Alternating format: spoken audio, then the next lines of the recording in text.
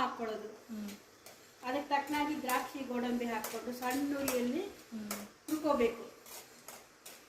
ಈ ಥರ ಹುರಿತಾ ಇರ್ಬೇಕಾದ್ರೆ ಸ್ವಲ್ಪ ಗೋಲ್ಡನ್ ಬಣ್ಣ ಬರೋವರೆಗೂ ಹುರ್ಕೋಬೇಕು. ದ್ರಾಕ್ಷಿ ಸೀಬಾರ್ದು, ಸುಮ್ಮನೆ ಅದು ದಪ್ಪ ಆಗೋವರೆಗೂ ನೋಡಿಕೊಂಡು ಹುರಿಬೇಕು.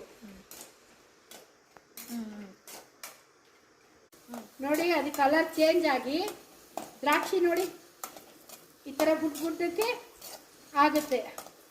ಆವಾಗ ಒಂದು 1/4 kg ಚಿರೋಟಿ ರವೆ ಅದೇ ತುಪ್ಪಕ್ಕೆ ಹಾಕ್ಕೋಬೇಕು.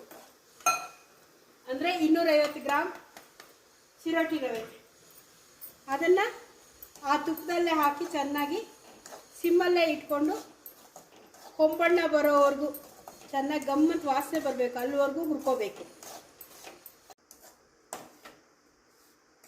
ರವೆ ಈ ಥರ ಹಸಿ ವಾಸನೆ ಹೋಗಿ ಗಮ್ಮತ್ ವಾಸನೆ ಬರೋವರೆಗೂ ಈ ಥರ ಹುರ್ಕೋಬೇಕು.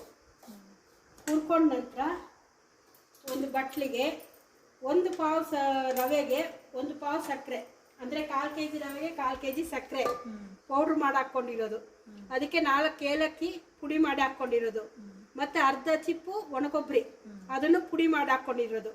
ಪುಡಿ ಬೇಡ ಅನ್ನೋರು ಒಣಕೊಬ್ಬರಿನ ತುರಿದು ಬೇಕಾದರೆ ಹಾಕ್ಕೋಬೋದು.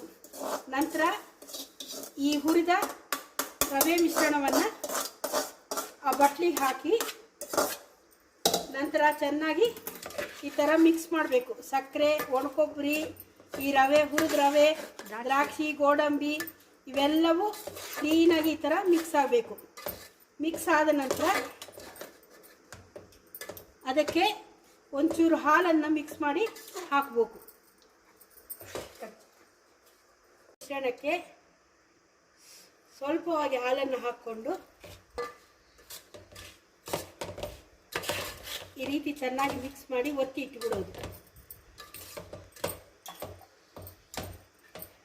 ಆ ಬಿಸಿಗೆ ಒಳಗಡೆ ಇರೋ ಸಕ್ಕರೆ ಪುಡಿ ಇದೆಲ್ಲ ಮಿಕ್ಸ್ ಆಗಿ ಸ್ವಲ್ಪ ಚೆನ್ನಾಗಿ ಮಿಕ್ಸ್ ಆಗುತ್ತೆ. ಆಮೇಲೆ ಒಂದು 10 ನಿಮಿಷ ಬಿಟ್ಟು ಉಂಡೆಯನ್ನು ಕಟ್ಟಿದರೆ ರವೆ ಲಡ್ಡು ರೆಡಿ. ಈಗ ನೀವು ಇಷ್ಟಪಟ್ಟ ರವೆ ಲಡ್ಡು ರೆಡಿ.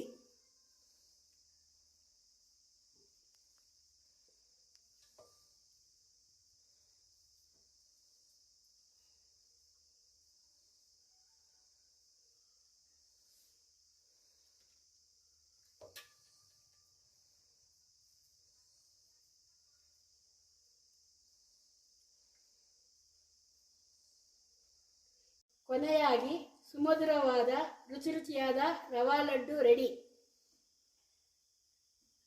ನಾವು ಸವಿಯಲು ಸಿದ್ಧ.